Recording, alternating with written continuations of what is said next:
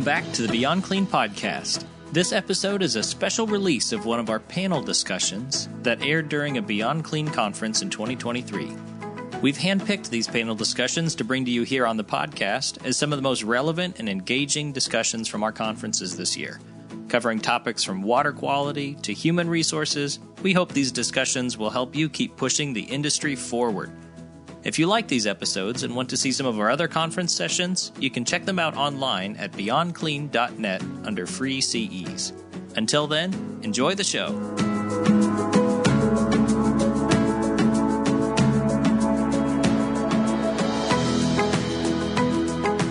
Welcome back. Once again, I am Brett Norton with Beyond Clean. I'd like to thank you guys for sticking with us all day. It's been a great day of conversations on a very, very important topic.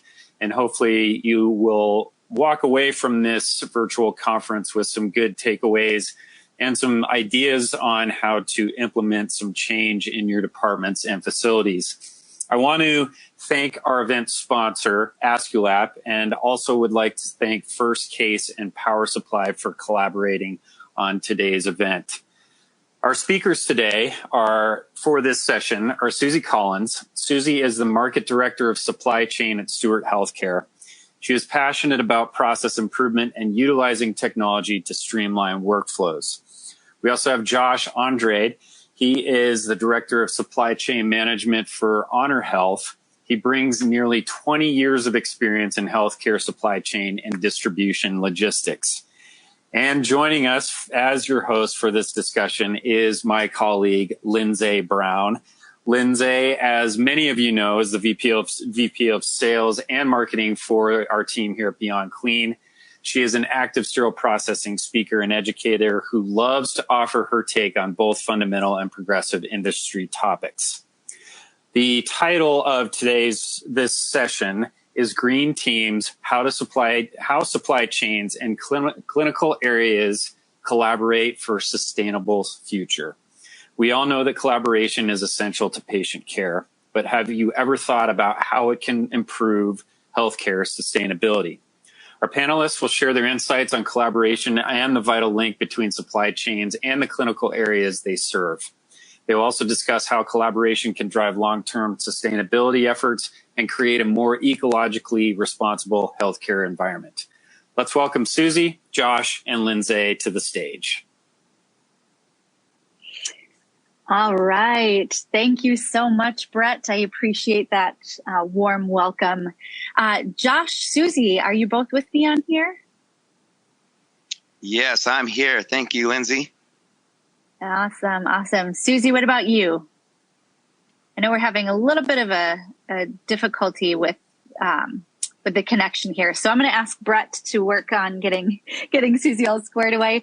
Josh, I'm super excited for this conversation. We've had some awesome chats today related to sustaining the health of patients and planets and green initiatives in sterile processing and in healthcare in general.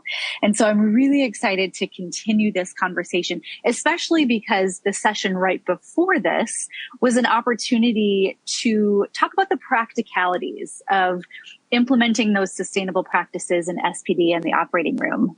And one thing about the practicalities of implementing sustainable practices is there's also that thing to consider of how do we do this without compromising value and without compromising quality of care. And I want to take that conversation a step further and really talk about the collaborations necessary within a healthcare setting to help drive those long-term sustainability efforts. And so that's what we're going to do today. Josh, I hope you're as excited as I am. We'll get Suzi connected here in a little bit. Yes, I love it. That's awesome. I know that folks tuning in are like, who is this guy? Let's learn more about him. So can you just give a little bit of background about who you are, what you do, and what led you here today joining us for this SP Green Conference? Of course. Thank you, everyone. And thank you all for having me. I'm Josh Andrade. I'm the Director of Supply Chain Management for Honor Health. I oversee 2 acute facilities here in Scottsdale. We also are expanded into the Phoenix area. So just a great environment, great area to work in, supply chain today. got an echo. Yep, I do too. Yeah, sorry about that. There, I think it's all set.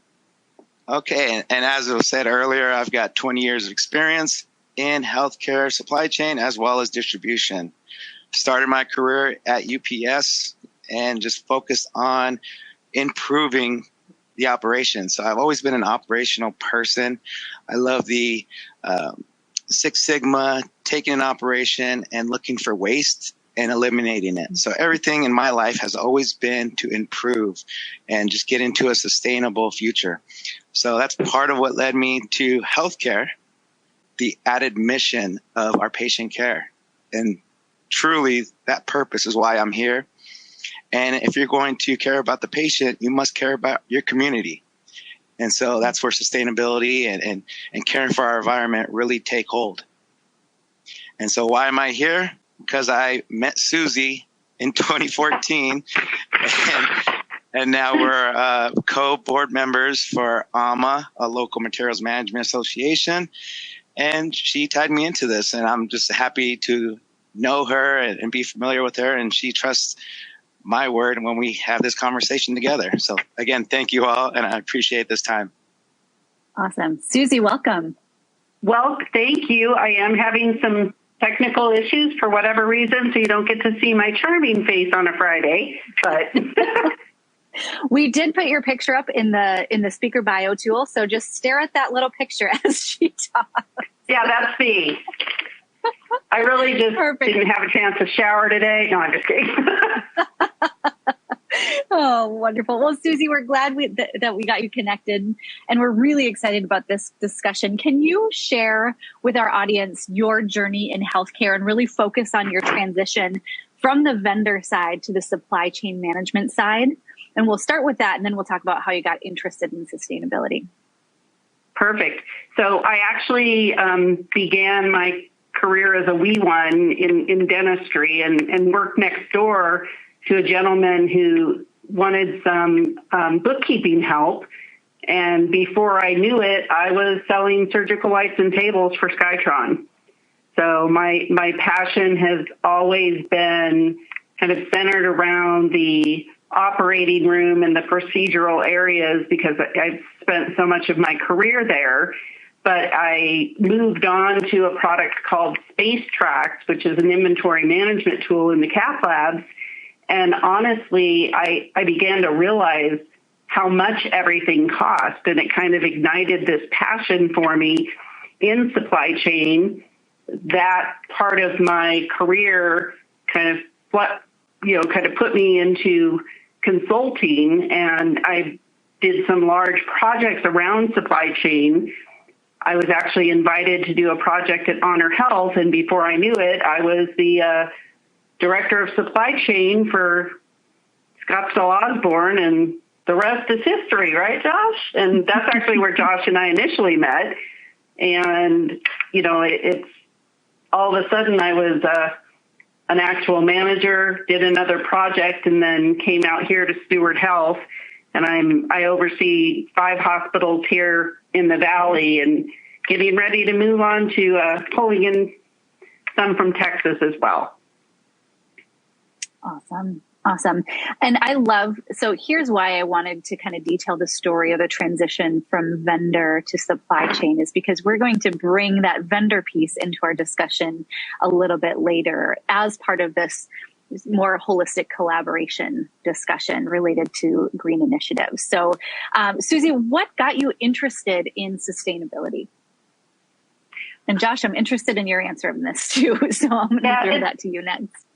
I think a lot of it has to do with, I care about not wasting. I think that unfortunately in healthcare, there is a tremendous amount of waste, both from a time perspective, forms perspective, in many, many different ways we can find waste in so much of what happens in healthcare.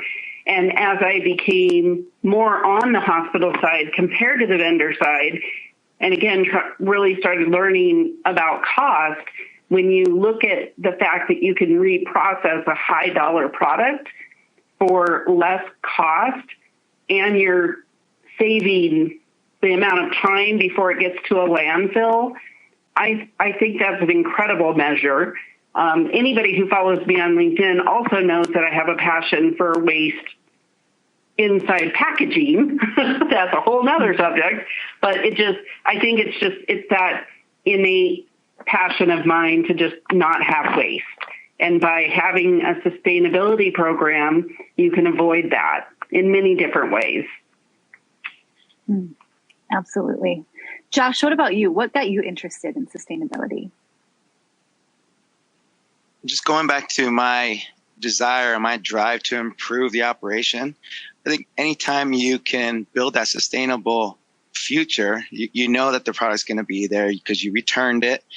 You know that it's going to be certified, sterilized, checked, and reviewed. And then if you get that at a better price, it's a great opportunity to just continue to use that model as much as you can before it eventually goes to the landfill. And of course, as Suzi mentioned, you save that time or you delay that time where it does go to that landfill.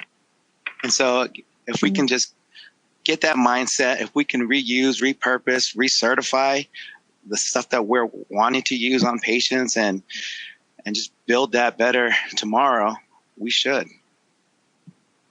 Absolutely.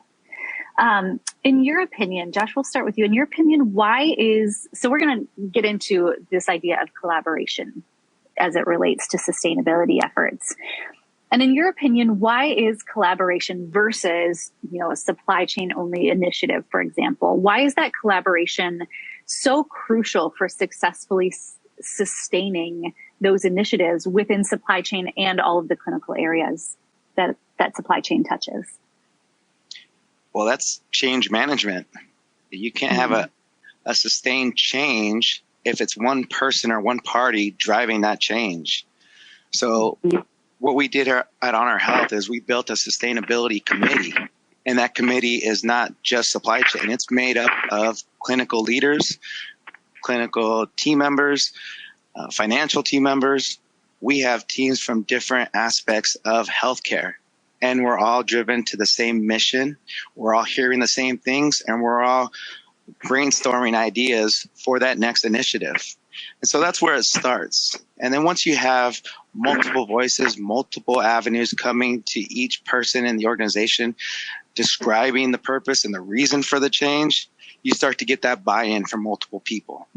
And as that buy-in gets bigger and bigger, the initiatives get bigger, and we start to really see that change happening. And so we just want to keep evolving and keep growing and keep learning from each other. And Suzi, I heard you say along the way as Josh was talking. What would you add to that? I think that, there's things that we have to prove to folks in terms of, does the product work as good as the OEM? I think that there are times when they may have a relationship with the OEM, which makes them not want to use the sustainable option. So I think it's about communication, and I think it's about building trust with our departments. And by doing that, they'll listen a little bit differently, because the loyalty should really be with the site itself, because everything that we can do will add up. So whether that's recycling our wrap when we can, avoiding, wasting, washing instruments just to have a case canceled. There's a lot of ways that we can prevent waste. So I think it's about communication, and I think it's about working together as a team. Yeah. Josh, you listed off quite a few different, potential participants in that collaboratory effort. From your perspective, where do sustainable efforts typically evolve from? Like, is there a specific department that you're familiar with that usually comes up with this idea for a green initiative and then kind of shops around to the different stakeholders that might be involved? What does that process look like? And does it vary from facility to facility? It could vary, and sometimes it's just people driven. A lot of times you'll see it from supply chain, because some of it could be cost initiatives where you could save by doing one thing or another. Some would be from patient care advocates, where they just look at opportunities. And then, of course, some might be from infection prevention. Most recently, we moved to a reusable gown, which just happened to be double benefits. One, we're sustaining that reusable gown, cleaning it, bringing it back in for isolation, reusable gowns. And we don't have that cost of the disposables constantly, even during the pandemic. So it helps from a cost initiative, environmental safe initiative, and just sustainability. We're just able to have that product on hand when we need it the most.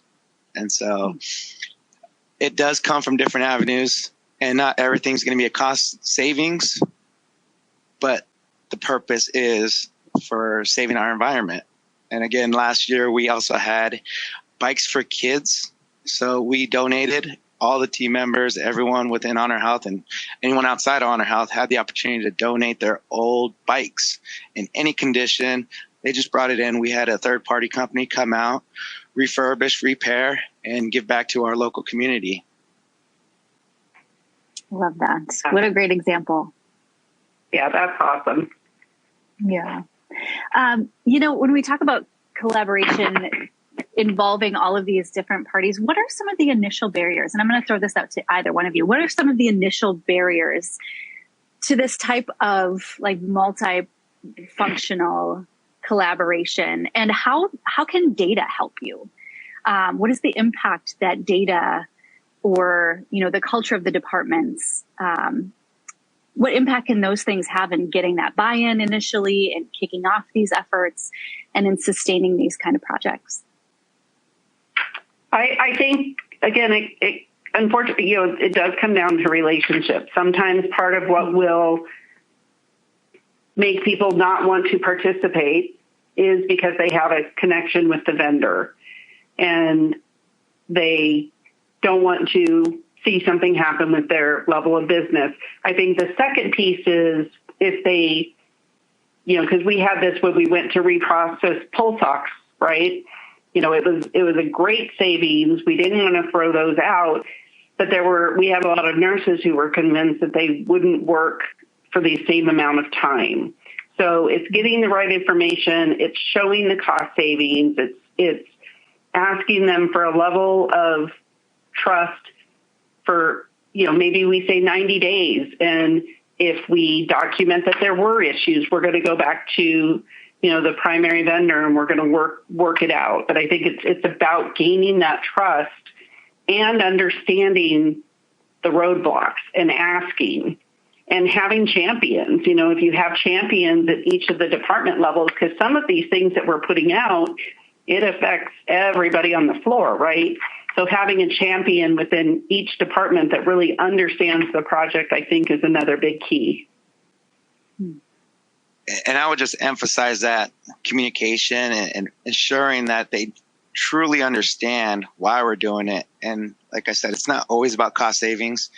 This is an opportunity to make sure we have the product available, churn it as many times as we can as allowable, and understanding that these aren't just put back together out of nowhere. They are sterilized completely.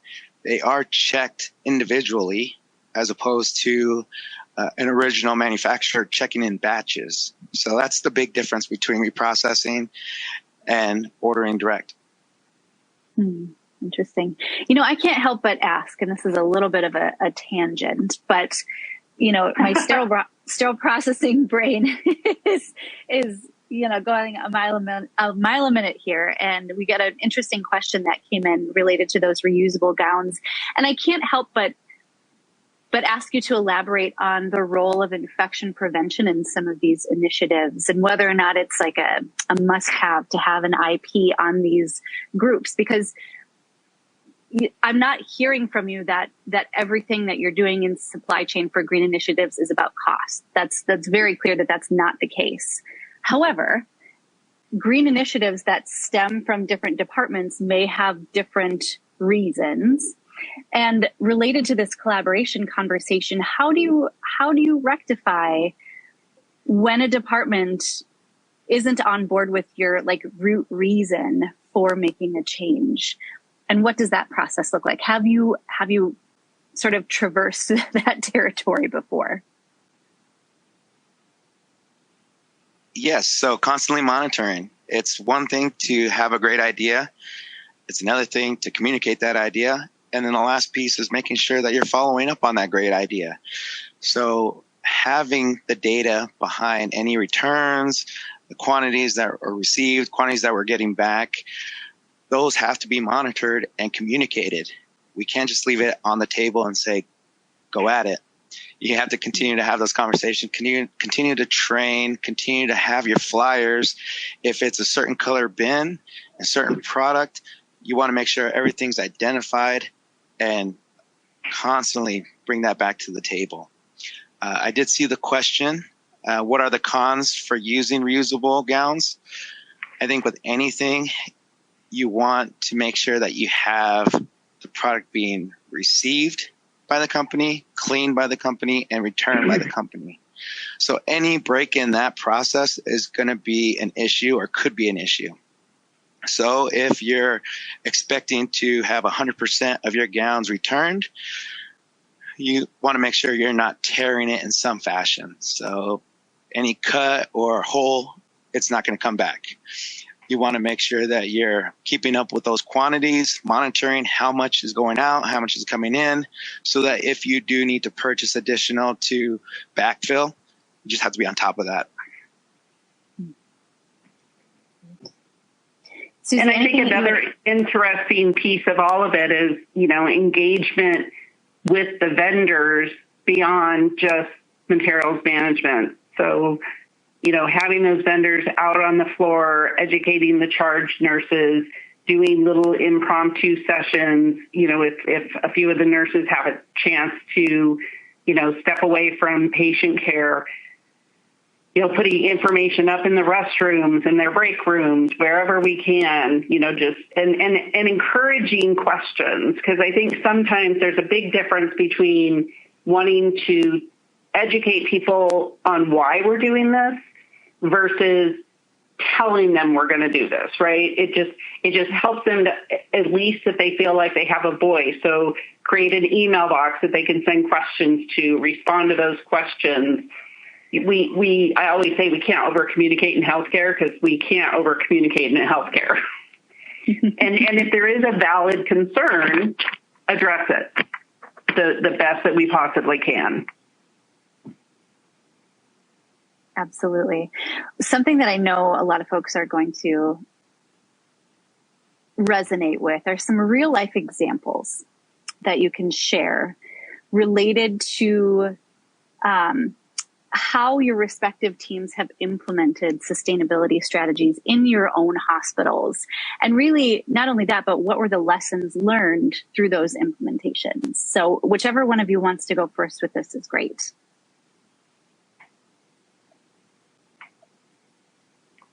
Do you want me to go?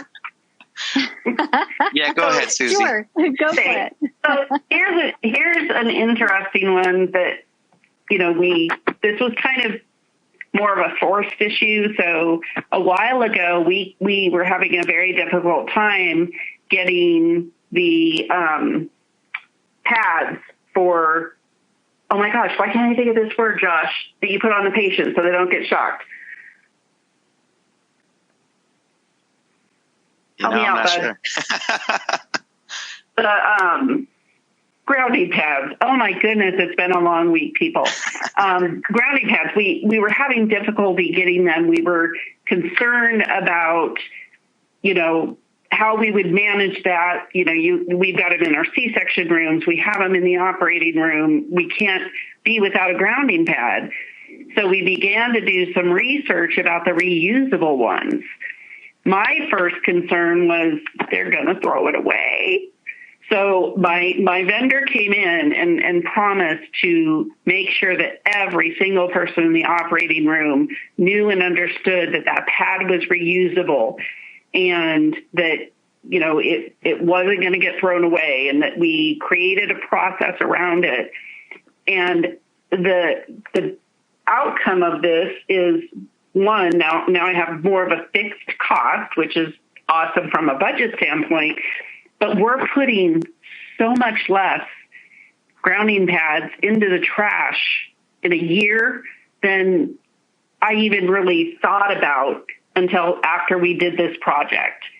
And again, the education from the vendor, the buy-in of the team, them understanding, talking about our savings, the reusables paid for themselves in 3 months. So it was a really big win when we really did it out of necessity. But I realize now it's probably a project I would do in any operating room that I was in.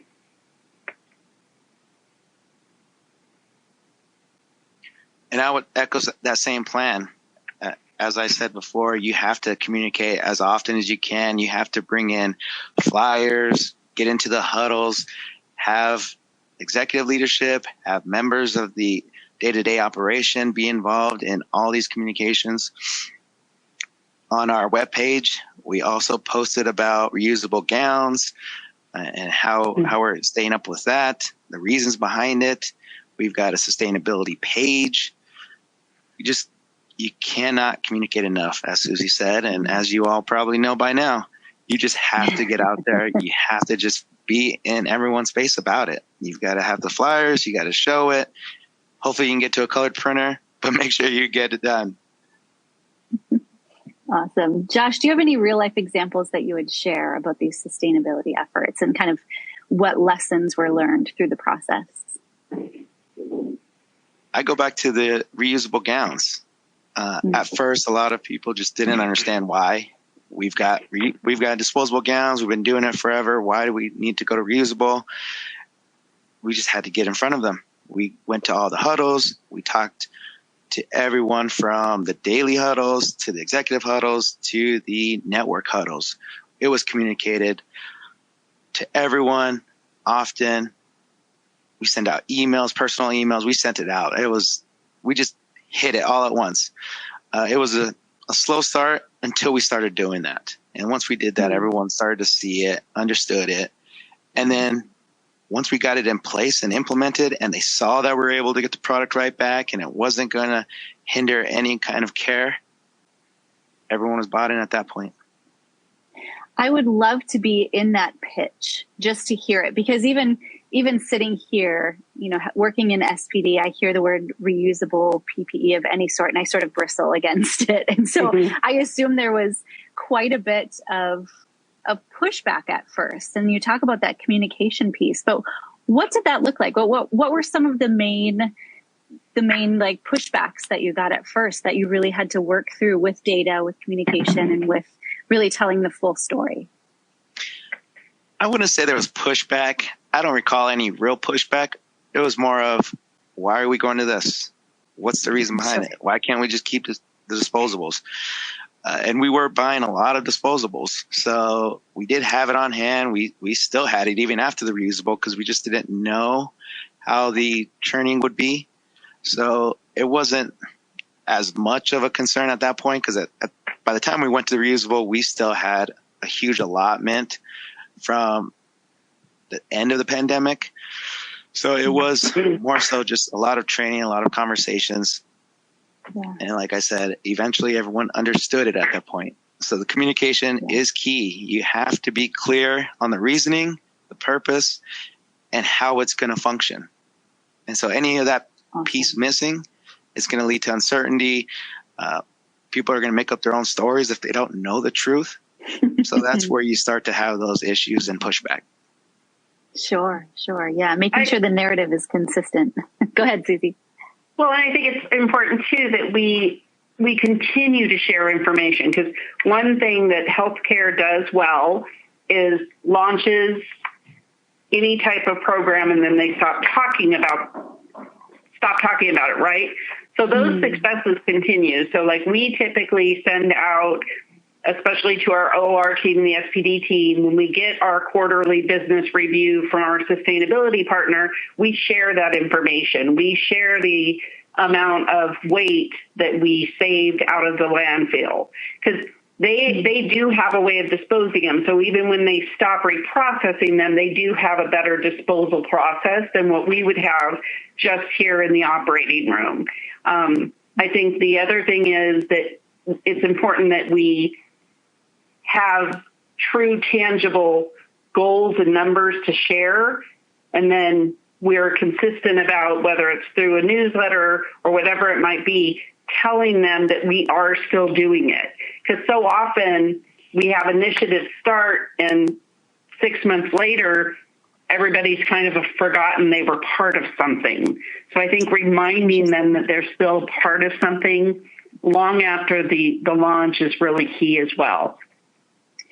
You know, that leads into my next question really, really well, because celebrating success is obviously a really big deal for these kinds of projects. So along with making sure to keep communicating the project's success, what would you advise on how to really celebrate that success and do it well?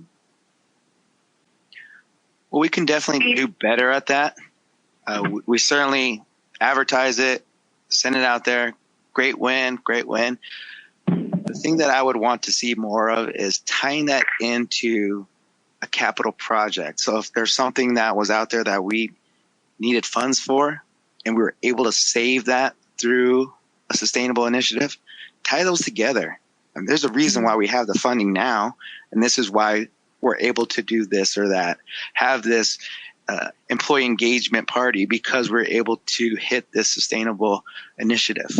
We saved this amount, and this is going to add to our ability to do this in the future. Interesting.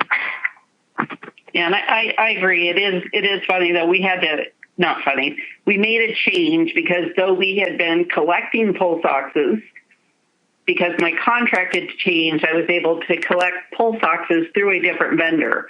So it wasn't so much that we had to tell the nurses to start doing it. We had to change their process.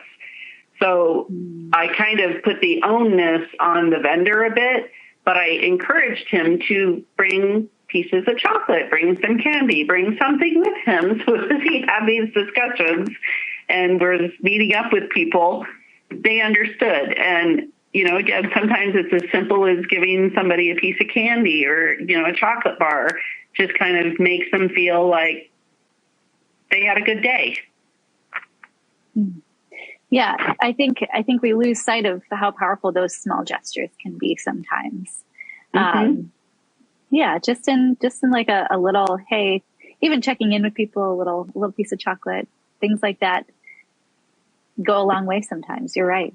Suzi, I love what you said in terms of stating the numbers and like how many pounds of waste you saved from the landfill. What other numbers typically are really powerful for staff when you communicate how successful a project is going to be? Obviously dollars. I mean, we can certainly share with them the cost savings, and I think that that's very important. And Josh alluded to that earlier. Can we tie those cost savings into another win? And I think it's letting them know it's when we're doing a project, especially depending on who it is impacting. Like I said, there's certain things that impact everybody on the floor, right? Then there's also things that may only impact at a department level. So I think breaking down that information is important. You know, we had a little bit of a situation during COVID because there was a little bit of fear, and it sounds crazy, but, you know, people were double gloving, even though it really was not necessary or even recommended from the perspective of, you know, infection control. We also needed to share with them, like, if everybody is doing that, here's what's going to happen to our glove inventory that's already stressed. So I think when you can share tangible information in any way versus just saying, we don't want you to do this or we want you to do this, it's incredibly important. Yeah, really understanding that why behind big changes, even little changes, understanding why it's happening and the impact that it will have can really help with the long-lasting nature and the sustainable nature of those sustainability shifts. let's say that someone was basically starting from scratch. They have big ideas in their mind. They're at a brand new facility and they want to really take the lead on some sustainable initiatives kind of for the first time for this facility. What are some of the challenges that come up when you're implementing sustainable strategies in a healthcare organization? Let's start with that, and then we'll talk about how you can actually overcome those. But what are some of the biggest challenges that come up when you're implementing sustainable strategies? I would say not branching out and pulling the right people into that conversation. So we will all have great ideas, but if we can't communicate that effectively and we can't get the right people in place and we can't get the buy-in, it's not going to go anywhere. So don't get held up on your great idea. Have a conversation. And if it turns into a pretty good mini idea, start there. Yeah. And I think the other piece of it is making sure that you allow the time for trial. They have to have the trust in the product. So especially when you're moving to something reprocessed that's going to physically touch a patient, and that's anything from a trocar to, again, a pulse ox, the clinicians have to have the trust that the product is going to react the same, work the same, not be bad for patient care. So having the appropriate trial period and allowing people to see, touch, and feel before you actually go live. Yeah, having that time to really familiarize yourself and understand how it impacts your current process. I can obviously see that that's going to be a big reason for the success or not of any sort of change, any sort of shift. That makes perfect sense. Yeah, and I should say too, because I forget sometimes I do this, but I always forget to talk about it. Also involving your night and your weekend. We cannot leave out those other shifts. There are people who only work on weekends. There are people who work at night. So again, taxing your vendor with that, making sure that you're getting all shifts and everybody, because that happens a lot too. Something gets done and it's a surprise to the night shift. They didn't even know it was going to happen. So that those getting everybody that's going to be involved on all shifts, I think is super important for the folks listening, that we don't forget them. Absolutely. I love that you keep bringing up the vendor's role in all of this, because I really want to spend the next while talking about what that collaboration looks like when supply chain, when clinicians, and when vendors are really working together to accomplish a goal. Paint a picture for the audience on what that looks like and the benefit of really bringing in that vendor support. I feel like first it's about choosing the right vendor, understanding everything they're going to be able to offer, what kind of team are they going to be able to bring in, what does their implementation plan look like, how do they handle nights and weekends, getting all of that information. Then as the project gets launched and they're out there with the staff, that they make sure that the information they're giving is, quite honestly, purely clinical and not salesy, right? No offense to vendors that might be on the call, but it's one thing to sell to me, right? But when you're with a clinician, it has to be, how does the product work for patient care and nothing else? They don't need the bells and whistles. They just need to know how it works. So I think an understanding of that and creating some boundaries that we don't have scope creep when they are out on the floor. Don't show the nurse something else that they might want. Focus in on the product and do what we have to do. And I think having that type of conversation and transparency with the vendors is incredibly important. And involving your educators. I mean, if I'm even somewhat thinking about a new product, I'm letting my educators know that even before the rest of the world, because they are bread and butter when it helps for launching anything. Yes, shout out to all the educators on the call for sure. Yes, 100%. Yes. And so what I would add to that picture of what does collaboration look like, if we're in it for recycling and cycling through, we're looking at that process. So we send back, they clean, they send back. We have to have that trust that we're going to put it in the bin. They're going to collect it in a timely manner. They're going to sterilize it in a timely manner, and they're going to ship it back when we need it. And that process needs to just continue to flow. And if there's any break in that flow, you start to lose trust and you start to lose any accountability for the implementation. How do you, and just speaking from your own experience, what does your monitoring process look like? Because you speak to the trust that's built, but obviously there's got to be some sort of monitoring to make sure that every step of those processes has that flow. So what does that look like for your facility? It has to be part of your KPIs. You have to be able to see that on a routine basis. The information needs to be fed in a routine basis from the vendor, showing how much they've collected, how much they've sent back or been purchased. And you've got to keep that in everyone's purview. Everyone has to monitor it. Everyone has to be on top of it. And everyone has to have that conversation when it's not happening as it should be. Yeah. And I think the other piece of that is the data that we get from our partners that we use for sustainable products.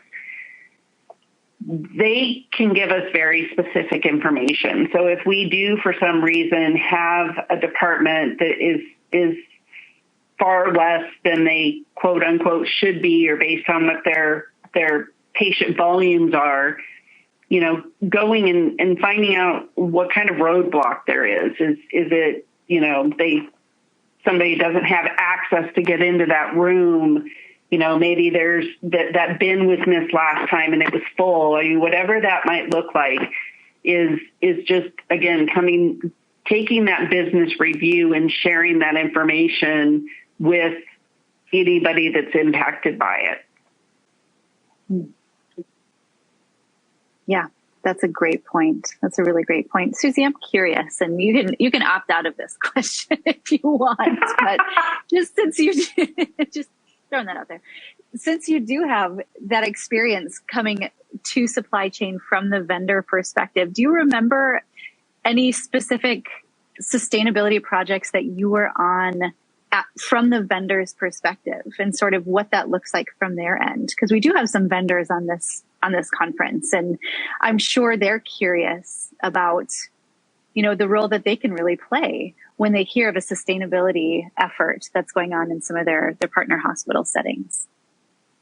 Yeah, I think that the biggest thing from my point from a sustainability is just to not waste product. And we really haven't talked about the fact that there are things that get expired, right? They expire on the shelf and can no longer be used. There's some things you can donate to Project Cure, but obviously if it's something that works with a piece of equipment, donating it may not be viable. So, working with Space Tracks and back then being able to have expiration information on products, being able to proactively work with a vendor to either get it traded out, is another site going to use it sooner? Having that information readily available, it was exciting to work with the customers because expiring products is such a huge problem in healthcare, and it just that was exciting to be able to target. Because I guess that's the other piece of waste that I didn't mention earlier. I mean, when we talk about sustainability, part of it is, use what's on your shelf. Know that your par levels are accurate. Know that, it's a product that's still in use. I know when I went and helped clean up kind of, the Tempe setup, they're like, oh yeah, Dr. Jones used to use it, but he hasn't been here in like 2 years. Then let's find a new home for it. So right. I think repurposing things is another big part of sustainability efforts is use what you have and don't buy more than you're going to use. Yeah, and I think a part of that is being intentional and smart with your space. If you've got product that hasn't been used in 10 years, taking up space, that's a huge area of opportunity. So yeah, thank you for bringing that up. And I want to just do a quick call out related to Project Cure. If you're unfamiliar with that organization, their website is projectcure.org. It's CURE.org, projectcure.org. So if you're curious about that, I haven't thought about that organization in quite some time. So thank you for bringing them up. They're fantastic. And my plug for them, it's not just about supplies. It's about instrumentation. It's about, old stretchers. They're willing to take so many things. And that means we're not putting it in the landfill. So I have a great relationship with Project Cure here in Phoenix, and I would much rather see it go to them. Even things go to Habitat for Humanity. I would much rather see that happen than for it to end up in a large dumpster. Right. Yeah, absolutely. Absolutely. Well, thank you for bringing that to everyone's attention. One thing that I do want to know is, as leaders in your field, where do you see the future of sustainability in healthcare supply chain management heading? What does that future look like? And either one of you can take this question. Well, I can start. First, having committees, people involved, more structured approach to green initiatives versus the ad hoc, let's have this great idea. So having that committee, being focused on not only the products that are coming in and out, but the things around you that you can affect. So if you're looking at electricity, water conservation, here in Arizona, that's a big thing for us. Honor Health recently looked at going to desertscape versus watering the lawns. We've got this area of grass at Shea, our Shea Medical Center, just large area of grass that was constantly watered. We took that out and brought in turf so that we weren't wasting the water or going to a lawn that had to be reseeded every year. So things of that nature are where we're headed. And then once you get past that, then you're looking at your suppliers, then you're looking at your manufacturers. How are they treating the environment? And then that's going to be the next push. How green are your partners? Mm-hmm. Yeah, I agree. I think for me, there's two big things. And one, I, again, will get on my soapbox about the amount of paperwork that is inside boxes. It's obscene how much we end up throwing away because you've got instructions that nobody looks at. It needs to be a QR code on the box and no inserts. My second thing is really taking a look at the amount of plastic that we continue to use in healthcare that does get thrown out without being recycled. Everything from an Emerson basin to the pitcher that we give the patient. There's such a huge amount of plastic, and it does slightly amuse me when people are worried about straws because we are doing so much more to the environment. I hate to say that, but I think there needs to be discussions of how we can get rid of plastic in healthcare. There's a lot of it that I think is redundant and overused, and I think there's some opportunity there. Okay. What else comes to mind when you think of the future of sustainability for healthcare supply chain? Any other big themes, any other small themes, anything that comes to mind? I think we're going to see reprocessing continue to get more and more activity. As we talked about earlier with the expired products, there's that little part of me that says there has to be a way, instead of wasting that expired product, that we can check it, make sure it's okay, and repackage it so it can have a longer life, a longer shelf life. Because when you really think about it, I would say 92% of our products in healthcare do have some type of expiration. And granted, some of them are quite long, but not all of them are. So I think that the looking at how can we reprocess expired products that haven't been on a patient. And that's the key. I mean, we can reprocess trocars that have been used in a case, but why can't I open something that's expired, make sure it's functionally still solid, and then re-sterilize that item, maybe even myself, right? Is that something that becomes part of what SPD does? I don't know. It could be a very interesting discussion, but I think reprocessing of supplies has got to be on the forefront of everybody's mind. Absolutely. What does this sort of future that you see, what does that look like in terms of really engaging frontline clinicians, frontline supply chain professionals, so that you really kind of hardwire that sustainability focus? What are some small steps that can lead to that future that you see? In the onboarding, as you're onboarding our team members, showing them why we're doing it, how we're doing it, so they can truly understand first day on the job. And then, of course, recycle them as we can. Let's get the same people doing the same roles every day. No, I'm just kidding. No, so just ensuring that the communication's out there. Though. Yeah, like just kind of using that to set the tone for new employees. That's a great idea. Absolutely. Yeah, and asking our vendors, we can get complacent, right? We just accept that this is the way it is. But asking some of our partner vendors, what are your plans for either reprocessing or allowing us to send you an expired product and get one back? Ask them, are there ways that we can do this better? Find out, again, what is their policy for returning expired product? If we give them 6 months notice, is it a direct swap? Because it's not, if we don't have to expire that product ever, there's a lot of wins in that. And manufacturers probably have a better way of disposing of those types of things than what a hospital does. Right. So I think,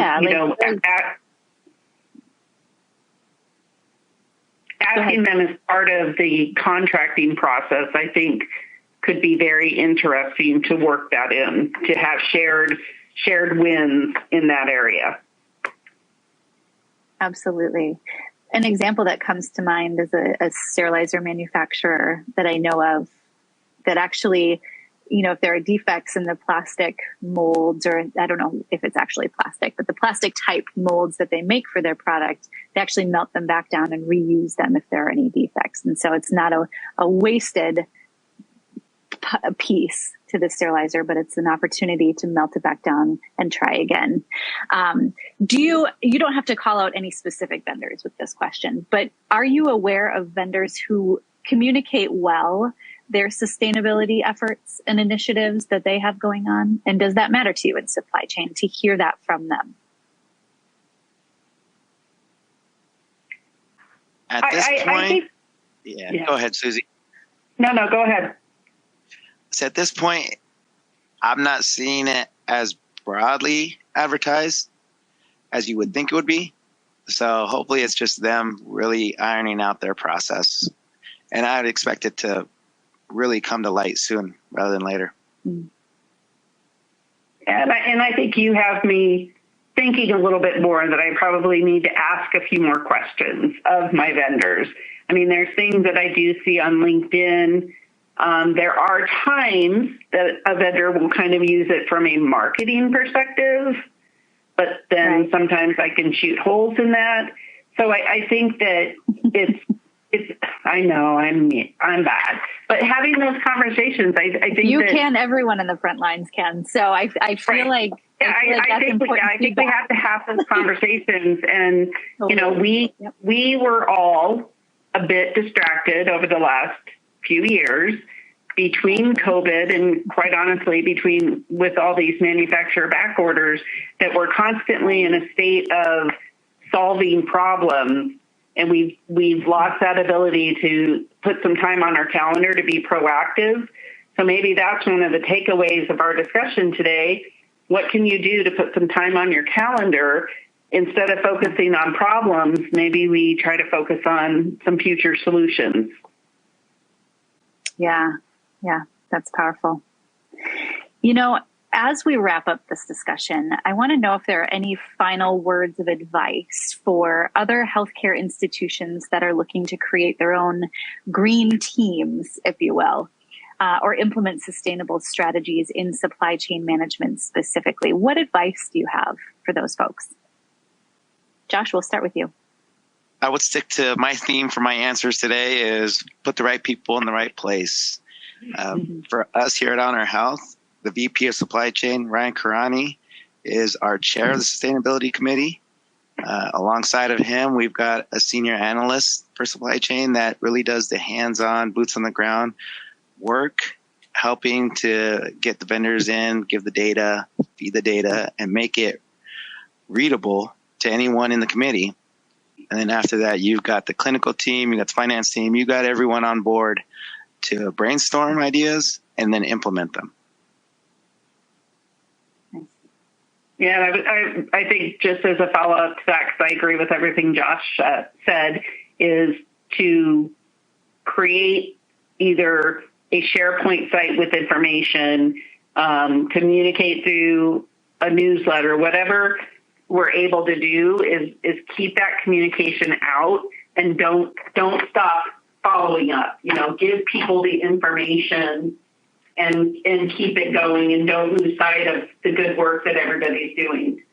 Because if you really think about it, when we're asking them to collect things, right, that we can reprocess, and we're asking them to put things in a different bin, you are legitimately asking them to do extra work. It might only be a few inches apart, but they're having to be very conscientious about what they're doing. So we need to keep that growing. And then maybe once a year, try to do some type of event where you kind of celebrate it in the cafeteria. You share the waste that you haven't put in the landfill, and maybe you ask for other ideas, and you get people kind of more excited about what else can we do. Yeah, I imagine it's a contagious effort. Once one thing shows success, that momentum gets built and everyone starts asking the question, well, what's next? What else can we do to make an impact? And when you talk about green initiatives, it's hard to not think big picture. It's hard to not let your brain just go automatically toward, whatever we think of is going to be too big for us to actually put in place. But like Wes said in the previous presentation, those small drops of water will carve out a river. He said it more eloquently than that, but it's very true. Those small projects, those small initiatives will lead to big change and big impact. And I think that that's something that everyone needs to remember as they're thinking about green initiatives in their own healthcare facility. Oh, you guys, I wish we could keep talking for the next hour, but we do have another presenter to get to today. Thank you so much for joining me for this discussion. I'm excited for the folks who tuned in today live. Shout out to the educators once again. David, thanks for your comments. You're important in this process too. We're excited that you all tuned in today to talk about these green initiatives, these green teams, these collaborations, these conversations that will hopefully help light the fuse. And hopefully if you're here tuning in, you're going to be that catalyst for change at your facility. And how cool is that? So Suzi, Josh, thank you for your insights. Thank you for your expertise, your ideas. We're really excited for what comes next for everyone who has tuned into this discussion. So thanks everyone for sticking with us today and joining us on your Friday. We're excited to go into the next session. And Josh and Suzi, thanks again. Thank you, Lindsay. Thank you, Suzi. Take care, Josh. Bye. Yeah, bye-bye.